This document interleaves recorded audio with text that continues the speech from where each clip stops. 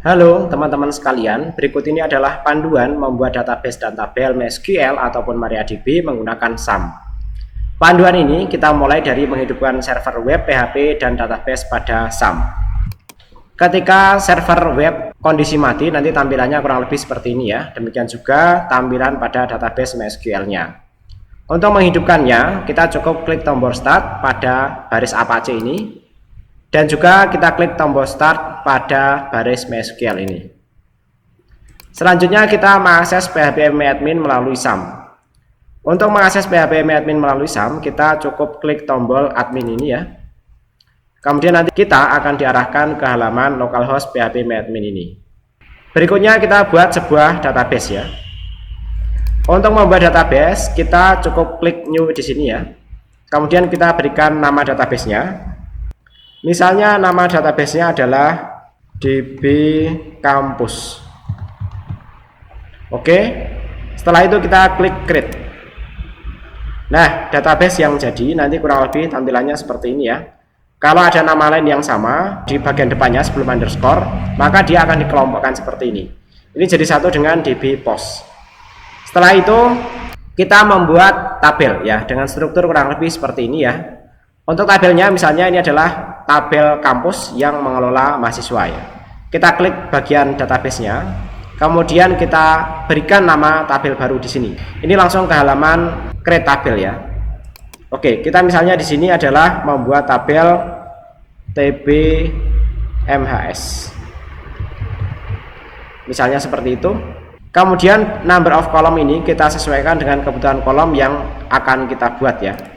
Misalnya di sini kita membutuhkan 1, 2, 3, 4, 5, 6. Misalnya kita membutuhkan 6 kolom, ini kita klik menjadi 6 seperti ini. Kemudian kita klik create. Nah, setelah sampai halaman ini, kita berikan nama kolom masing-masing beserta tipe datanya dan panjangnya ya. Misalnya yang pertama ini name dengan tipenya adalah integer dan panjangnya adalah 40 ya. Name, tipenya integer, panjangnya 40. Kemudian yang kedua misalnya nama varchar 100. Nama varchar 100. Berikutnya adalah alamat varchar 200. Varchar 200. Selanjutnya adalah jenis kelamin varchar 10.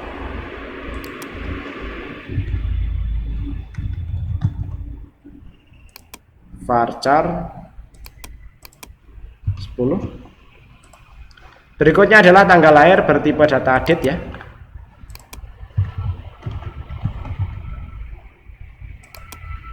Tipe date di sini. Untuk tipe date tidak perlu kita tentukan panjangnya ya. Selanjutnya adalah deskripsi diri, misalnya bertipe teks ya.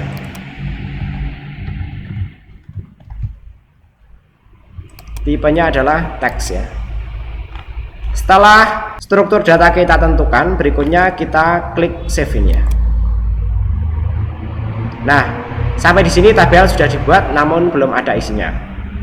Sebagai tambahan, kalau kita ingin menambahkan satu buah kolom misalnya dalam sebuah tabel database, biasanya ada identitas sebuah data atau identitas baris ya. Kita tambahkan misalnya di sini satu kolom lagi. Nah, di sini ada pilihannya ya, add satu kolom. Posisinya mau di mana bisa kita tentukan di sini ya. Misalnya kita taruh di awal ya, karena ini akan kita tetapkan sebagai identitas data dari sebuah tabel. Kemudian kita klik go. Nah, misalnya di sini adalah ID MHS ya. ID-nya integer saja, kemudian kita tetapkan auto increment. Artinya ketika nanti bertambah data baru, dia akan terisi secara otomatis dengan cara menambahkan satu-satu terus-menerus. Kita centang saja, kemudian kita klik save. Nah, sampai di sini ID MHS sudah terbentuk ya, bertipe integer dengan panjang 11 dengan pengaturan auto increment. Selanjutnya kita coba isi tabelnya ya, biar punya gambaran lebih jelas. Ingat di sini ini bukan data dari sebuah tabel ya, ini hanya nama-nama kolom dari tabel. Agar kita tahu gambarannya, yang pertama kita klik nama tabelnya, kemudian kita klik insert ini ya. Nah, ID-nya ini tidak perlu kita isi, kemudian NIM-nya misalnya di sini 123 123, kemudian namanya misalnya Priyadi, kemudian alamatnya misalnya Bandungan, selanjutnya jenis kelaminnya misalnya laki-laki, tanggal lahirnya di sini PHP MyAdmin ada bantuan visualnya seperti ini ya, misalnya lahir tahun 2000 lah ya. Ini tampilannya dibatasi ya dia ya. Jadi setelah kita klik 2013, kita klik lagi nanti kita baru sampai ke 2000 ini ya. Nah, setelah itu kita pilih bulannya ya, misalnya bulan Maret tanggal 8 ya. Setelah itu deskripsi diri misalnya ini ya. Ini hanya data dummy saja, misalnya seperti itu, misalnya seperti itu ya. Kemudian data yang kedua ya, bagian ini merupakan data yang pertama, misalnya yang ini adalah data yang kedua ya, misalnya NIM-nya adalah 111 seperti ini, kemudian namanya misalnya Paryanto, kemudian alamatnya misalnya Genosari, selanjutnya jenis kelaminnya misalnya laki-laki juga, tanggal lahirnya misalnya oke. Ini cara milihnya seperti ini ya. Setelah kita masuk 2013 baru tampil 2003, baru tampil yang 2000 ya, seperti ini ya. Kemudian kita pilih tanggal lahirnya misalnya 13 April ya. Kemudian bagian deskripsinya kita isi dengan seperti ini ya. Data dummy saja. Oke, setelah itu ya kita bisa klik go bersama-sama. Artinya dua inputan ini akan dieksekusi ya. Dan kalau kita perhatikan di sini ID MHS-nya tidak kita isi ya, namun demikian ketika ini dieksekusi nanti otomatis akan ditambahkan ID MHS-nya. Oke, kita klik go.